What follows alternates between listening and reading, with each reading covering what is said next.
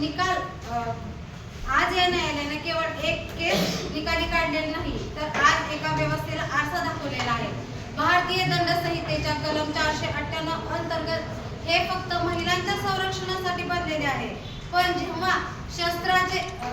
जेव्हा संरक्षणाचे शस्त्रात सुडाचे हत्यार बनत असेल तर न्यायालय गप्प बसू शकणार नाही. खऱ्या पीडित महिलांना न्याय मिळालाच पाहिजे, यामध्ये काही शंका नाही. पण खोट्या आरोपामुळे जेव्हा एक निर्दोष पुरुष, त्याचे आई वडील आणि त्याचं मूल हे मृत्यू अनुभवत असेल तर तेव्हा तोही घरगुती हिंसाच आहे. फक्त पुरुषच पीडित असतो किंवा न्याय आंधळा असतो असे नाही.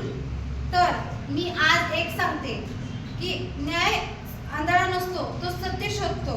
स्त्री म्हणजे आपोआप गुन्हेगार असणे नाही, स्त्री म्हणजे आपोआप बळी असणे नाही आणि पुरुष असणे म्हणजे आपोआप गुन्हेगार असणे असे नाही.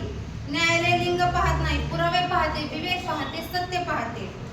खोट्या आरोपांनी विवाह मोडतोच, पण त्याहून भयंकर म्हणजे समाजाचा न्याय व्यवस्थेवर विश्वास उडतो. म्हणूनच आजचा हा निकाल फक्त आदित्य देशमुख यांच्यासाठी नाही, तर प्रत्येकासाठी आहे जो गप्प राहतो की मी एक पुरुष आहे, माझं कोण ऐकणार.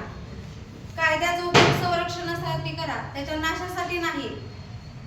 न्याय स्त्री किंवा पुरुषाचा नसतो, न्याय फक्त सत्याचा असतो.